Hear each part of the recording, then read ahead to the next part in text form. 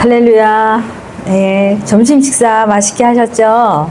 네, 얼굴에 잠이 오는 사람이 있는데 잠을 깨시고요. 눈을 똑바로 뜨시고 오늘 말씀 들었으면 합니다.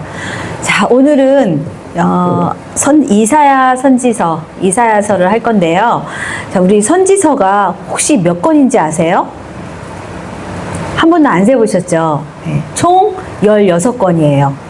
이사야가 제일 첫 번째 책이고요. 그로부터 이사야, 에레미야, 그 다음에 에스겔, 다니엘까지 4권이 대선지서. 들어보셨죠? 대선지서는 길어요. 분량이 길어서 대선지서고요. 그 다음부터 호세아부터 맨 마지막 말라기까지를 소선지서라고 하고요. 12권이겠죠? 16권이니까 4권, 12권 해서 전체가 모두 16권이에요. 그래서 말라기까지 하면 이제 구약이 끝나는 거예요. 이제 선지서가 이제 쭉 나옵니다. 자, 분량이 길고 짧은 거에 따라서 신학자들이 대선지서, 소선지서로 구분을 했습니다. 또 근데 선지서를 이렇게도 구분해요. 문서 예언자, 또 행동 예언자로 구분하는데 혹시 학교에서 배운 거 기억이 나실지 모르겠는데 문서 예언자란 누구냐? 자기의 이름으로 제목을 잇는 성경이 있는 사람. 다시 말하면 16명 있죠?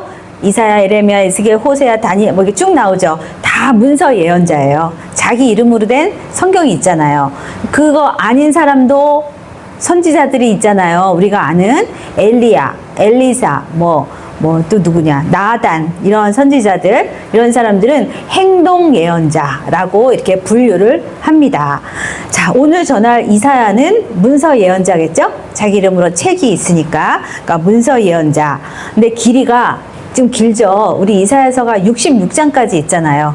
우리 낮에도 했는데, 길어서 오늘은 2번에 걸쳐서 할 건데, 먼저 1장에서 39장, 그리고 나머지 40장부터는 두 번째 시간에 할 겁니다. 네, 자, 이사야서가 굉장히 방대하죠. 여기 보면 하나님께서 이스라엘 백성에게 하시고자 하는 얘기가 2가지예요. 첫 번째, 심판한다. 두 번째, 그러나 소망이 있다. 이 2가지가 하나님의 계획이었어요. 근데 이거를 전할 사람이 필요한 거예요. 누가 하나님의 마음을 알아서 이것을 전달할까? 그래서 한 사람을 선택했습니다. 그 사람이 이사야예요. 네, 이사야 선지자는 누굴까요? 그의 이름은 여호와는 구원이시다 라는 뜻이라고 합니다. 자, 그는 주로 언제 활동했는가? 남유다 소속이었고요. 4명의 왕이 바뀔 동안 우시야, 요담, 아스, 히스기야 왕이 통치하던 한 60년가량을 그가 활동을 했습니다. 예수님 오시기 약 800년 전 사람이에요. 자, 그런데 그가 이제 드디어 하나님 앞에 부르심을 받는 그 소명장, 이게 이사야서 6장입니다. 우리 한번 6장으로 들어가 보겠습니다. 자, 이사야서 6장에 자, 이때는 언제냐? 때는 바야흐로 우시야 왕이 죽던 바로 그 해에 성전에 하나님의 영광이 멋있게 임했습니다. 6장에 이제 1절부터 나오는데 거기서 이사야는 환상을 보게 됩니다. 천사들이 막 찬양하고 놀라운 하늘의 광경이 막 펼쳐지는 거예요. 그때 하나님께서 이사야를 부르셨습니다. 이사야야, 너는 내가 이스라엘 백성에게 전해야 될 2가지 메시지를 전할 사람으로 내가 너를 선택했어 하면서 딱 부르시는 거예요. 이걸 우리가 콜링이라고 하잖아요. 우리 각자에게도 이런 콜링이 있어요. 자, 그랬을 때 이사야는 이렇게 응답했습니다. 6장 8절 다 찾으셨죠? 6장 8절 다 같이 읽겠습니다. 시작. 내가 또 주의 목소리를 들으니 주께서 이르시되 내가 누구를 보내며 누가 우리를 위하여 갈꼬 하시니 그때 내가 이르되 내가 여기 있나이다 나를 보내소서. 여러분 그 찬양 아시죠? 주님 내가 여기 있사오니 요게 요 말씀인 것 같아요. 보니까 이사야가 하나님이 딱 불렀더니 누가 나를 위하여 갈꼬 했더니 네 제가 가겠습니다 하면서 응답을 했습니다. 굉장한 사람이죠. 하나님 보시기에 이렇게 말 잘 듣는 정말 선지자가 있다니. 이거를 우리는 또 자발적 순종이라고 표현합니다.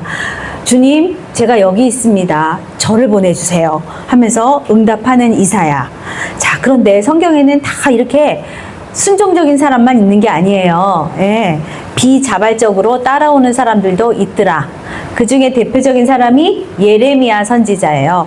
예레미야는 이사야 바로 뒤에 있잖아요. 근데 그도 대단한 선지자입니다. 근데도 하나님이 불렀을 때 나는 아이라, 나는 말을 할 줄 모르고 하나님 막 뺐어요. 계속 뺐는데 결국은 하나님 말씀에 순종 안 할 수 없는 거예요. 왜냐하면 속에서 불이 막 하나님 말씀을 전하지 않고는 견딜 수 없는 막 불이 막 올라와서 그도 이 길을 가게 되죠. 네. 또 한 사람 있어요. 여러분 아시는 모세. 모세도 저는 또 입이 뻣뻣해서 말을 못해요. 우리 형을 보내세요 하면서 엄청 뺐어요. 그러나 그도 결국은 하나님 앞에 순종하고 아주 큰 주의 종이 됐습니다. 자, 이렇게 보면 우리가 하나님의 부르심에 응답하는 이 경우는 다 다르다는 거예요. 어떤 게 맞고 너는 틀렸어. 그거보다는 그 사람의 성향도 있고 그런 게 있어요. 그렇지만 어쨌든 그들이 하나님 앞에 붙들려 갔을 때는 엄청난 주의 일을 감당하는 멋진 사람들이 됐다는 겁니다. 근데 이사야는 이렇게 하나님 앞에 자발적으로 순종을 했습니다. 저 잠이 오는구나. 좀 꺼주실래요, 서진이? 자, 좀 덥네요. 자, 그래서 이사야는 드디어 하나님의 선지자로서 활동을 하게 됐습니다. 그래서 먼저는 심판을 전해라 했기 때문에 하나님이 너희를 심판하실 거야 하면서 이제 전하게 됐습니다. 심판할 수밖에 없는 이유를 쫙 나열합니다. 네, 예루살렘과 유다의 죄를 지적하는 말씀 우리 읽어보겠습니다. 1장 2절에서 4절입니다. 다시 앞으로 와서 1장 2절에서 4절. 너희가 그러니까 심판받는 거야 하는 하나님의 엄중한 말씀을 전하고 있습니다. 2절부터 4절까지 우리 다 같이 읽겠습니다. 시작. 하늘이여 들으라, 땅이여 귀를 기울이라. 여호와께서 말씀하시기를 내가 자식을 양육하였거늘 그들이 나를 거역하였도다. 소는 그 임자를 알고 나귀는 그 주인의 구유를 알건만은 이스라엘은 알지 못하고 나의 백성은 깨닫지 못하는도다 하셨도다. 슬프다 범죄한 나라여, 허물진 백성이요 행악의 종자여, 행위가 부패한 자식이로다. 그들이 여호와를 버리며 이스라엘의 거룩하신 이를 만홀히 여겨 멀리하고 물러갔도다. 네, 하나님이 철저하게 너희는 나를 배신했어. 상처받은 하나님의 마음을 이렇게 토로하고 있습니다. 그들의 죄악된 모습은 일단 첫 번째는 종교적으로 타락을 했어요. 그래서 그 다음 절에 이렇게 나와요. 너희가 무수한 재물을 가져오는데 무슨 소용이 있니? 순양, 그 다음에 살찐 짐승의 기름 이런 거에 나는 배가 부르다. 너네 이제 그만 갖고 와라. 수송아지, 어린 양, 순염소의 피 나 이거 기뻐하지 않는다. 이렇게 말씀하시죠. 이런 헛된 재물들은 이제 그만 가져와라. 그리고 너희는 참 많이들 모이는구나. 월삭은 초 하루에 드리는 예배거든요. 안식일, 대회 이렇게 모이면서 뒤에 가서는 악을 행하는 거 나 정말 견딜 수가 없다. 너희는 와서 성전 마당 뜰만 밟고 가는구나. 이렇게 하나님께서 한탄하시는 말이 나와요. 이들이 종교적으로 타락한 거죠. 지금도 말씀하시죠. 너희들이 그렇게 수많은 예배를 드리면서 세상에 나가서는 악을 해가는 거 보니 나는 피곤하다, 곤비하다. 하나님이 이렇게 정확하게 지적을 하십니다. 또 있습니다. 그들은 도덕적으로 부패했어요. 타락했어요. 그러면서 신실하던 성읍 예루살렘에 살인자들이 가득하대요. 득실득실한 거죠.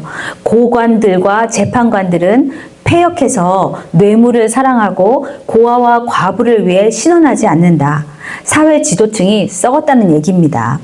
가난한 자들, 힘없는 자들을 돕기는커녕 돈을 받고 재판을 하는구나 하시면서 하나님이 한탄을 하세요. 가난한 자들은 억울해도 돈을 낼 수가 없으니 올바른 재판을 못 받는 거예요. 오히려 가해자가 돈 많이 갖다 주면 가해자 편을 들어주는 거죠. 이걸 보면서 하나님이 야, 너네 정말 썩을 대로 썩었구나. 그러므로 너희는 심판을 받을 수밖에 없다 하면서 이사야 선지자가 강하게 외칩니다.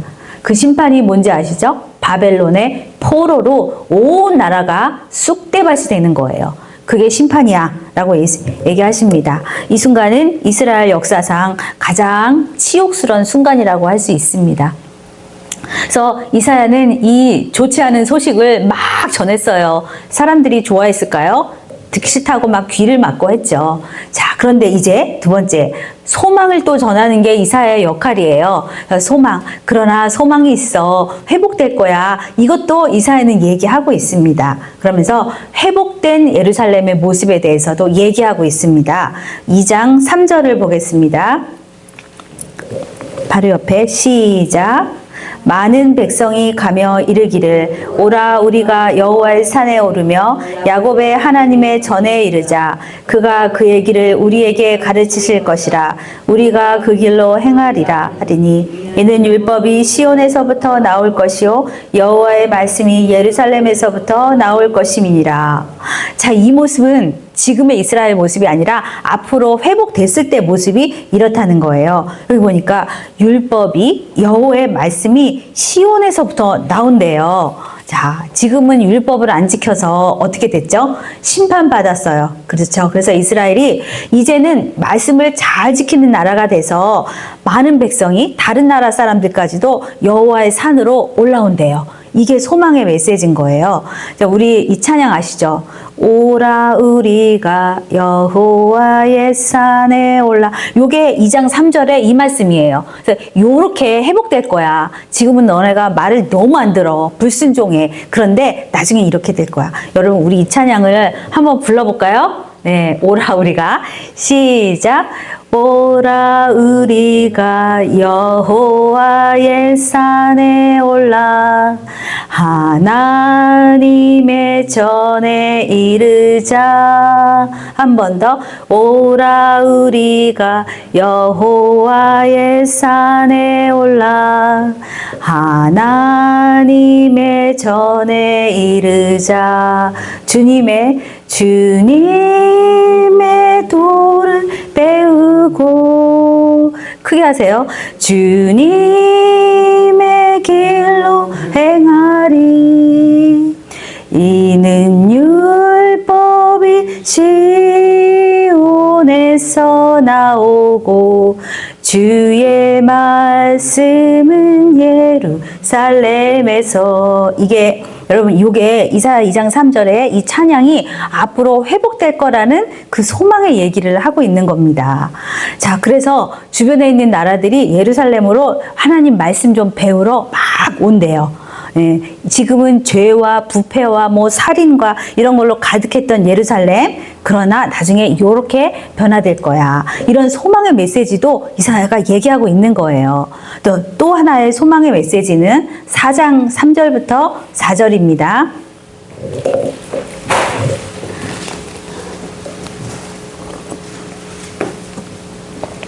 4장 3절 4절 제가 읽겠습니다.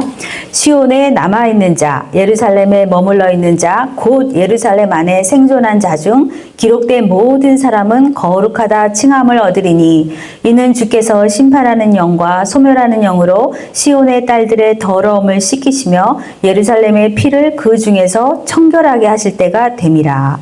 자, 이제는 죄에 막 썩었잖아요. 그 나라가 전체가. 근데 하나님이 어떻게 하신대요?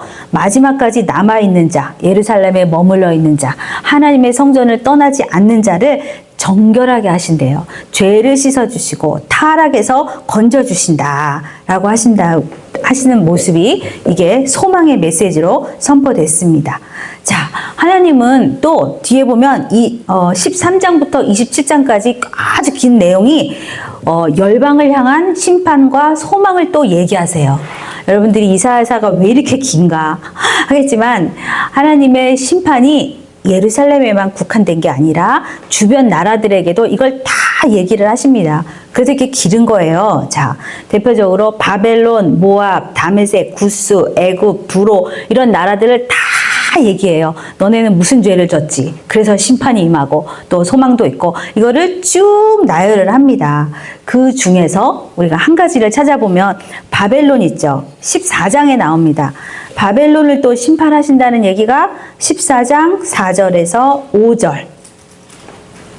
네, 우리 읽어보겠습니다. 14장 4, 5절 시작. 너는 바벨론 왕에 대하여 이 노래를 지어 이르기를 압제하던 자가 어찌 그리 그쳤으며 강포한 성이 어찌 그리 패하였는고 여호와께서 악인의 몽둥이와 통치자의 귤을 꺾으셨도다. 자, 여기 보니까 이스라엘이 그렇게 무서워하는 바벨론 있죠. 얘네도 하나님이 심판하신다. 너 아무것도 아니다 하시는 거예요. 자, 여호와는 이스라엘의 하나님만 아니라 온 민족과 열방의 하나님이라는 것을 우리에게 말씀하고 계세요.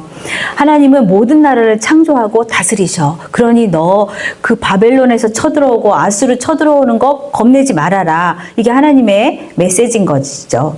또 그들도 똑같은 심판의 대상이야. 내가 너희를 쳤지만 그 많은 나라들도 심판의 대상이다 라는 것을 말씀해 주고 있습니다. 자, 우리도 살면서 공경에 빠지잖아요. 그럼 어디 힘있고 돈 많은 사람이 와서 나 좀 구해줬으면 하는 생각이 간절하죠. 그래서 주위를 이렇게 두리번거린다는 거죠. 그럼 어디 좀 능력 있는 사람이 우리를 이 공경에서 좀 구원해 주시면 얼마나 좋을까 생각하지만 그들도 심판을 벗어날 수 없는 인간이라는 거. 이거를 하나님이 우리에게 말씀해 주시죠. 그들이 구원자이니까 우리가 아주 목을 매잖아요. 어떻게 보면. 그러나 그들도 하나님 앞에 다 심판받을 인생이라는 거를 말씀하고 있습니다. 자, 우리 7장으로 넘어가겠습니다. 여기 보면 임마누엘 예언이 나옵니다. 그 유명한 임마누엘 예언이 이사야 7장에 나옵니다. 우리 7장 14절을 보시겠습니다. 14절. 자, 시작. 그러므로 주께서 친히 징조를 너희에게 주실 것이라. 보라, 처녀가 잉태하여 아들을 낳을 것이요 그의 이름을 임마누엘이라 하리라. 자, 임마누엘의 뜻이 뭐냐? 임은 함께한다. 마누는 우리. 엘은 하나님이라는 뜻인데, 다시 말하면 하나님이 우리와 함께 하신다라는 이런 뜻입니다. 자, 이거는 여러분 마태복음에도 인용되어 있어요. 천사가 요셉에게 나타나서 마리아가 잉태할 것이다 라고 하면서 했을 때 이 말씀을 인용한 거예요. 이사야 7장 14절 말씀을, 이 모든 일이 된 것은 주께서 선지자로 하신 말씀을 이루려 하심이니 이르시되, 보라, 처녀가 잉태하여 아들을 낳을 것이요 그의 이름을 임마누엘이라 하리라 하셨으니 이를 번역한즉 하나님이 우리와 함께 계시다 함이라. 마태복음 1장에 나와 있는 이 내용이에요. 이게 이사야 7장에 있는 말씀을 천사가 딱 얘기해 주는 거예요. 그러면서 그 아기가 바로 마리아에게 태어날 아기다 얘기를 해주셨어요. 자, 이거는 구세주 예수님의 탄생을 예언한 유명한 구절입니다. 자, 근데 이 구절을 누구한테 얘기를 했냐 하면 참 아이러니하게도 그 당시에 아하스라는 왕이 있었는데 아주 믿음 없고 하나님을 정말 안 믿는 왕에게 이 임마누엘 예언을 딱 주신 거예요. 이사야를 통해서. 자, 이 내용이 7장에 나오는데 어떤 사건이 있었냐면 그 당시에 북이스라엘이 있었어요. 여기 아하스 왕은 현재 남유다 왕이에요. 근데 북이스라엘 왕하고 그 옆에 나라 아람하고 연합군을 이루어서 동맹을 맺어서 우리 남유다를 쳐들어가자. 이런 사건이 생긴 거예요. 자, 이 소식을 들은 아하스 왕하고 남유다 백성들은 얼마나 떨렸겠어요. 막 다시 말하면 요즘으로 치면 이거죠. 우리나라 남한에 북한의 김정은이랑 중국이랑 손잡고 우리 다 쳐들어온다는 거죠. 지금 막 전쟁이 오늘날 하는 이런 상황인 거예요. 그래서 이 아하스 왕은 너무너무 두렵고 떨렸어요. 그가 얼마나 떨렸는지 7장 2절에 보면 나옵니다. 7장 2절 다 같이 읽어보겠습니다. 시작. 어떤 사람이 다윗의 집에 알려 이르되 아람이 에브라임과 동맹하였다 하였으므로 왕의 마음과 그의 백성의 마음이 숲이 바람에 흔들림같이 흔들렸더라. 네, 자, 얼마나 떨렸는지. 에브라임이 그 북이스라엘이거든요. 그래서 막 숲이 바람에 그 나뭇잎이 싹 흔들리는 것처럼 가슴이 막 벌벌벌 떨리고 심장이 정말 쫄깃쫄깃하는 거죠. 다 죽게 생겼으니까. 그런데 하나님께서 이렇게 두려워하는 아하스 왕에게 말씀하세요. 저는 근데 이 성경을 읽다가 깜짝 놀란 게 지금 이게 떨고 있는 게 7장 2절인데 7장 3절에서 하나님 말씀하시는데 근데 아하스가 기도도 안 했거든요. 기도했다는 말도 없어요. 살려달라고 부르짖지도 않았는데 하나님이 그냥 말씀하세요. 3절, 4절을 우리 읽어보겠습니다. 시작. 그때 여호와께서 이사야에게 이르시되 너와 내 아들 스발디아를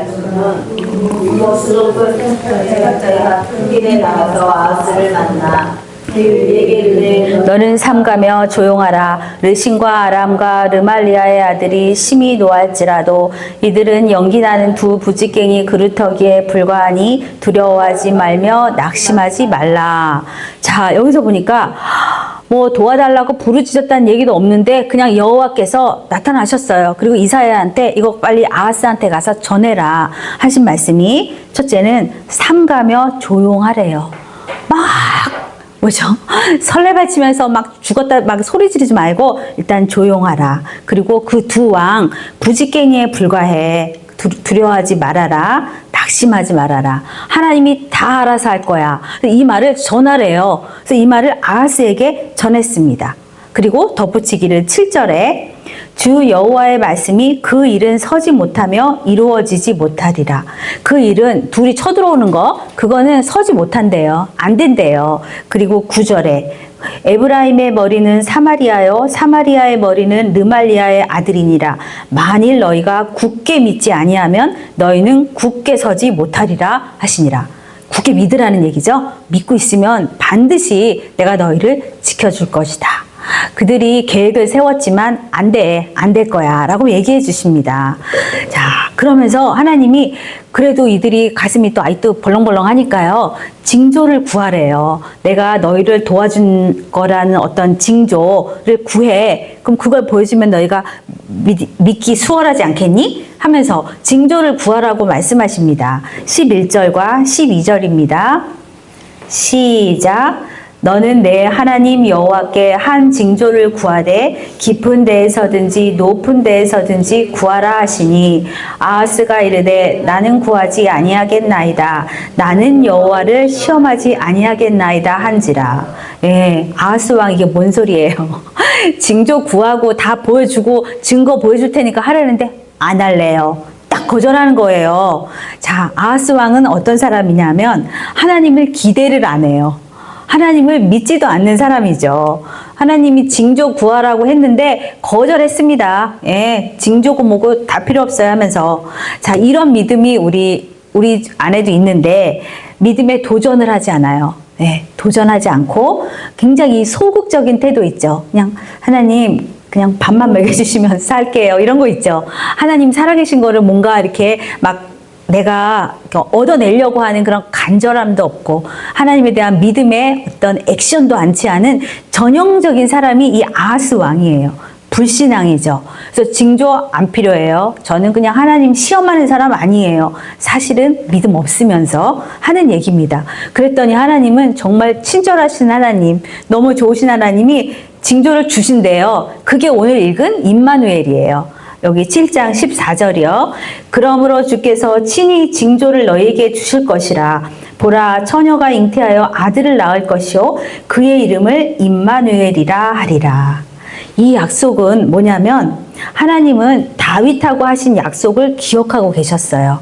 다윗 언약이라고. 그래서 다윗이 왕이 돼서 네 후손의 후손의 후손까지 계속 왕위를 이어갈 거고 영원히 이어갈 거라는 그런 약속을 하셨거든요.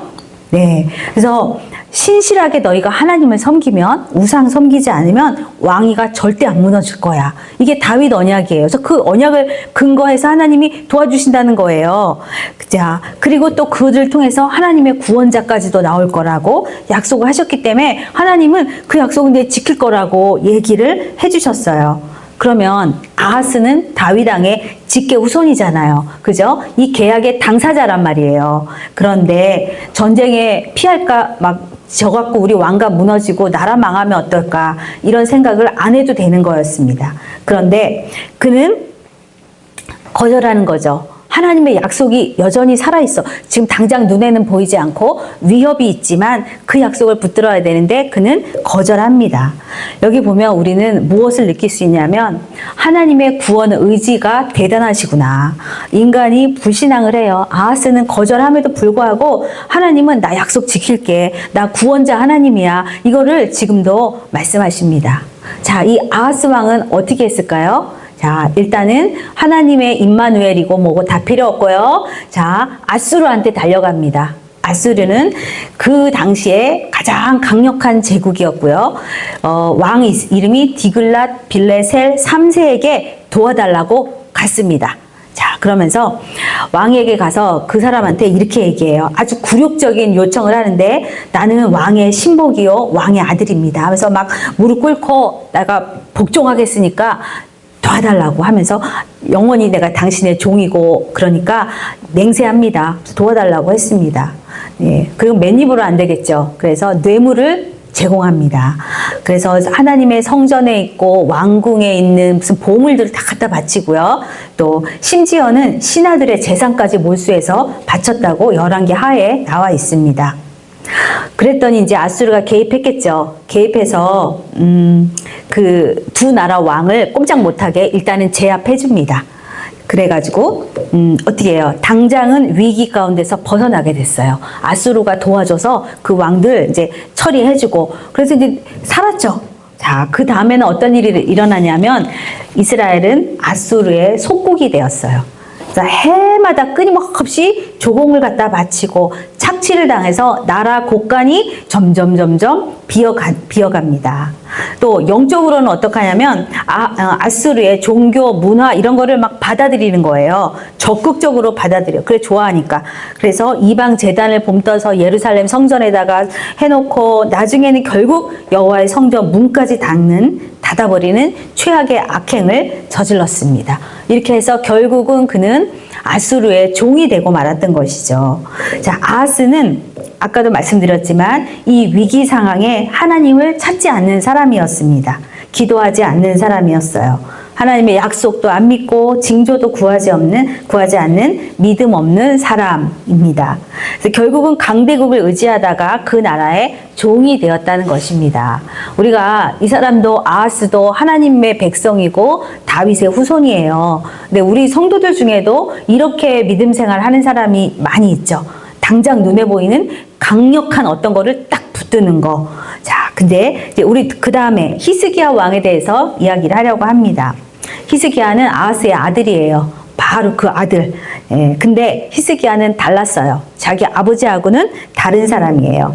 이렇게 이제 그 아버지가 죽고 자기가 왕이 돼서 보니까 우리가 아수르한테 계속 시달리고 있는 거예요. 돈 갖다 바치고 조공 바치고 하는 거 보니까 여기서부터 벗어나야 되겠다 해갖고 그 많은 이방 우상들 이거를 제거하기 시작했습니다. 그래서 종교 개혁을 단행했어요. 히스기야의 종교 개혁 굉장히 유명한 얘기죠. 우리는 다시 하나님만을 의지할 거야 해서 이제 여러 가지 일들을 펼쳤습니다. 그리고 나서 이제 결정적인 거는 조공을 중단했어요. 아수르한테 손을 든 거죠. 반기를 들었어요. 이제 지금까지 바치던 거 그거 이제 안 바칠래요 하면서 조공을 중단했습니다.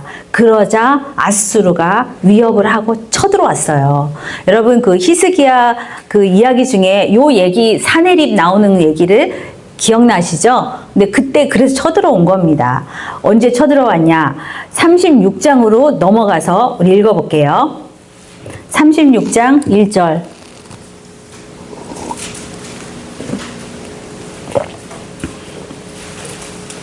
예, 찾으셨어요? 36장 1절에 아수르 왕이 쳐들어옵니다. 시작. 히스기야 왕 14년에 아수르 왕 사네립이 올라와서 유다의 모든 견고한 성을 쳐서 취하니라. 네, 쳐들어왔어요. 네. 그러면서 아수르가 신하를 보냈는데 랍사게라는 신하를 보냈어요. 이 사람은 히브리 말을 능통하게 잘해요. 그러면서 이제 막 와서 모욕하는 거예요. 히스기야를 모욕하고 그가 믿는 하나님을 모욕하고 백성들을 막 뭐랄까 이렇게 분탕질을 하는 거죠. 그런 내용이 나옵니다. 그가 얼마나 모욕을 했는지 36장 18절 제가 읽을게요. 혹시 히스기야가 너에게 이르기를 여호와께서 우리를 건지시리라 할지라도 속지 말라. 열국의 신들 중에 자기의 땅을 아수르 왕의 손에서 건진 자가 있느냐? 하면서 이렇게 막 모욕하는 말을 히스기야한테 막 하는 거예요. 자, 히스기야의 아버지 아하스는 이 아수르에 가서 머리를 조아렸어요. 봐달라고. 당신의 종이 되겠다고. 근데 하나님은 누구에게 머리를 조아렸을까요? 아니, 히스기야는 하나님께 찾아와서 고개를 숙입니다. 하나님을 의지합니다. 그래서 성전으로 갔어요. 그 모욕을 당하고 나서 너무너무 기가 막혀서 자기 옷을 찢고 성전에 가서 굵은 베옷을 입고 하나님께 매달립니다. 그는 바로 옆에 강대국이 있어요. 애굽이라고. 예, 애굽에 쫓아가지 않고 도와달라 하지 않았습니다. 그렇게 하나님 앞에 막 울고불고 부르짖어 기도를 하자 하나님은 이사야를 통해서 응답하셨습니다. 예, 뭐라고 응답하셨을까요? 예, 아주 속이 시원하게 응답을 해주셨어요. 6절에서 7절입니다. 37장 6절에서 7절 히스기야에게 응답하신 말씀이죠. 우리 읽어보겠습니다. 시작. 이사야가 그들에게 이르되 너희는 너희 주께 이렇게 말하라. 여호와께서 이같이 말씀하시되 너희가 들은 바 아수르 왕의 종들이 나를 능욕한 말로 말미암아 두려워하지 말라. 보라, 내가 영을 그의 속에 두리니 그가 소문을 듣고 그의 고국으로 돌아갈 것이며 또 내가 그를 그의 고국에서 칼에 죽게 하리라 하셨느니라 아니라. 자, 하나님의 말씀이 이거예요. 너 아수르 왕의 종들이 와서 능욕했지, 모욕했지, 두려워하지 마라. 그리고 나는 내 종 다윗을 위해서 이 성을 보호할 것이고 구원하리라. 이런 말씀을 주셨어요. 그 다음에 어떻게 됐을까요? 네, 그 말씀대로 됐죠. 아수르 왕이 고국으로 돌아갔어요. 뭔 얘기를 듣고, 소식을 듣고, 가서 자기 아들들의 칼에 맞아서 죽습니다. 예, 그리고 그 아들이 왕이 됐어요. 그리고 아수르 그 진 중에 여호와의 사자가 임해서 18만 5천 명을 죽였어요. 예, 그 사람들은, 신학자들은 이거를 전염병이 돌았다라고 말하기도 합니다. 그래서 싹 다 죽고 그 군대는 물러갔습니다. 그래서 드디어 하나님이 이렇게 멋있게 응답하셨죠. 예, 하나님은 히스기야의 기도를 들으시고 원수들의 손에서 이 나라를 구원하셨습니다. 자, 히스기야는 전쟁의 위협 속에 두렵고 떨렸지만 하나님 앞에서 해결을 받았어요. 사람 찾아가지 않았고 강대국을 의지하지 않았습니다. 이것이 바로 임마누엘이에요. 그 고통과 두려움 속에 내가 너희와 함께하리라 하셨죠. 그리고 그 진중에 하나님이 함께 하셔서 그 많은 그 적군들을 물리쳐 주셨습니다. 하나님은 어떤 분이신가? 하나님은 다윗과의 약속을 지키시는 신실하신 분이시라는 것입니다. 자, 이렇게 우리가 이사야 1장에서 39장의 큰 줄거리를 이렇게 읽어보았습니다. 결론적으로 이제 마무리를 하면 이것입니다. 1장에서 39장을 제1 이사야라고 불러요. 두 가지 주제는 먼저 첫 번째, 하나님은 회개하라고 초대하신다. 자, 우리 이사야 선지자가 하나님에 대해서 언급할 때 뭐라고 하냐면 이스라엘의 거룩하신 이라고 합니다. 우리 하나님에 대한 많은 이름이 있죠. 전지전능하신 하나님, 뭐 사랑의 하나님, 은혜의 하나님, 아도나이, 막 이런 이름이 있는데 특별히 이사야서는 이스라엘의 거룩하신 이라고 해요. 자, 하나님은 거룩하시다. 이 얘기를 계속 하십니다. 근데 당시 유다 백성들은 죄에 빠져 있었거든요. 형식적인 예배, 도덕적인 타락에 완전 빠져 있는 이스라엘. 자, 근데 그 거룩하신 하나님과 부패한 인간이 공존할 수 있을까요? 같이 공존을 못해요. 그래서 회개하라고 하나님 외치시는 겁니다. 자, 임마누엘의 하나님, 내가 너희와 함께하고 싶은데 너희가 엉망진창이다. 그러니 함께할 수가 없어. 그러니까 회개하라. 이게 이 메시지인 것이죠. 회개하라고 하나님이 계속 촉구하시는 겁니다.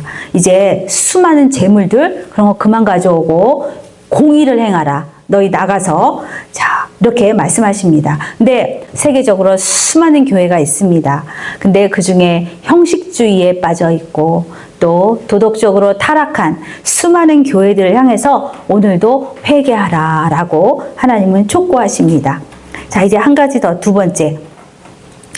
이 위기를 만나죠. 우리는 살다 보면 아하스가 만난 것처럼 또한 히스기야처럼 이 위기 상황에 너희는 어떻게 할 것인가? 오직 하나님만 신뢰하라. 이것이 답이죠. 자, 그런데 그들처럼 아하스처럼 외교력 이런 걸 의지할 수 있죠. 인간적인 수단 이런 걸 의지할 수 있어요. 근데 하나님은 분명히 말씀하세요. 그들은 부러진 갈대 지팡이야. 두 부직갱이야. 이거를 얘기해 주신다는 거죠. 하나님은 유다를 향해서도 하나님께서 말씀해 주시는 거예요. 결론적인 말씀은 이겁니다. 30장 15절에 주 여호와 이스라엘의 거룩하신 이가 이같이 말씀하시되 너희가 돌이켜 조용히 있어야 구원을 얻을 것이요 잠잠하고 신뢰하여야 힘을 얻을 것이거늘 너희가 원하지 아니하고 이렇게 나오죠. 자, 하나님이 알려주시는 거는 간단합니다. 위기 속에 일단은 조용히 있어라. 여러분, 조용히 있는 거 생각보다 쉽지 않아요. 말 안 하고 있는 거. 왜냐하면 내 속에서 많은 말들이 올라옵니다. 이거 어떡하지? 어떡하지? 저번에도 안 됐는데 이번에 또 안 되나? 막 이런 말들이 올라올 때 일단은 입을 다물어야 돼요. 조용히 있어야 됩니다. 그리고 주변에 있는 사람들이 말할 거예요. 예, 옆에 있는 사람들이 막 얘기할 거라고요. 여러분 찾아와서 너 지금 뭐하니? 하면서 수없이 많은 말을 하고 정말 큰일 났어. 빨리 어떻게 해? 할 때 그들 앞에서 잠잠할 수 있어야 돼요. 이 훈련이 정말 어렵습니다. 네, 제가 지금 직장에서도 이 훈련을 지금 하고 있거든요. 하루 종일 말 안 하기 훈련. 뭐 말만 하면 하여튼간 막 사람들이 막 이렇게 여러 말들이 막 왔다 갔다 하더라고요. 그래서 제가 이럴 때 내가 하나님을 의지하고 조용히 있자, 가만히 있자, 잠잠히 있자. 그래야 구원을 얻을 것이라. 잠잠하고 신뢰해야 그 힘이 나온대요. 하나님은 오늘 분명히 말씀하시죠.